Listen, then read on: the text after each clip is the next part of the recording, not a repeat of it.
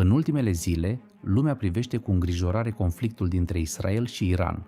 Rachete, atacuri, amenințări și o tensiune care pare să crească de la o zi la alta. Dar puțin știu un lucru surprinzător. Israel și Iran nu au fost mereu dușmani. De fapt, cu doar câteva decenii în urmă, cele două țări erau aliați apropiați. Cum s-a transformat o relație relativ prietenoasă într-una dintre cele mai periculoase rivalități din lume. Astăzi încercăm să înțelegem povestea unui conflict care ar putea schimba echilibrul întregului Orient Mijlociu. Când Iran și Israel erau aliați, statul Israel a fost creat în anul 1948. La acea vreme, majoritatea statelor arabe din regiune erau ostile față de noul stat. Surprinzător însă, Iran nu era printre ele. Iranul era condus atunci de Shahul Mohammad Reza Pahlavi, un lider pro-occidental care avea relații bune cu Statele Unite și Europa. În acea perioadă, Iran vindea petrol Israelului, cele două state colaborau economic, existau relații diplomatice și comerciale. Deși această colaborare nu era foarte vizibilă public, cele două țări aveau o relație strategică destul de solidă. Dar totul avea să se schimbe radical la sfârșitul anilor 70.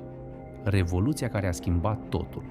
În anul 1979, Iranul a fost zguduit de un eveniment istoric, Iranian Revolution. Regimul șahului a fost răsturnat, iar la putere a venit un nou sistem politic condus de liderul religios Ruhollah Khomeini. Iranul s-a transformat dintr-un stat pro-occidental într-o republică islamică. Noua conducere avea o viziune complet diferită asupra politicii externe. Israelul a fost declarat imediat inamicul regimului islamic. Ambasada Israelului din Teheran a fost închisă, iar relațiile diplomatice au fost complet rupte. De atunci, discursul oficial al Iranului a devenit extrem de ostil față de Israel. Un război care nu se vede. Deși tensiunile erau mari, timp de multe decenii cele două state nu s-au atacat direct. În schimb, conflictul s-a purtat prin intermediari și operațiuni secrete.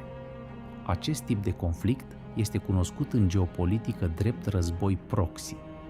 Iranul a început să sprijine organizații militare care se opun Israelului. Printre cele mai cunoscute se află Hezbollah din Liban, Hamas din Gaza. Aceste grupări au primit sprijin financiar, logistic și militar din partea Iranului. Israelul, la rândul său, a răspuns prin operațiuni secrete. Serviciul de informații israelian Mossad a fost implicat în numeroase misiuni împotriva programelor militare iraniene. Frica de bomba nucleară. Una dintre cele mai mari îngrijorări ale Israelului este programul nuclear al Iranului. De ani de zile, Israelul susține că Iranul încearcă să dezvolte arme nucleare. Iranul spune că programul său nuclear este doar pentru scopuri civile, dar suspiciunile nu au dispărut niciodată. Din această cauză, Israelul a lansat mai multe operațiuni pentru a încetini programul nuclear iranian. Au existat atacuri cibernetice, sabotaje, asasinate ale unor oameni de știință nucleari. Aceste acțiuni au alimentat și mai mult tensiunile dintre cele două țări. De ce conflictul este atât de periculos? Problema este că atât Israel cât și Iran sunt puteri militare importante în regiune. Israelul are una dintre cele mai avansate armate din lume și este considerat de mulți experți drept o putere nucleară. Iranul, în schimb, are o armată numeroasă și o rețea de aliați în Orientul Mijlociu. Există riscul ca multe alte state să fie implicate. De aceea, mulți analiști consideră că acest conflict este unul dintre cele mai periculoase din lume. Rivalitatea dintre Israel și Iran nu este doar un conflict politic, este o combinație complexă de ideologie, religie, geopolitică și lupta pentru influență în Orientul Mijlociu.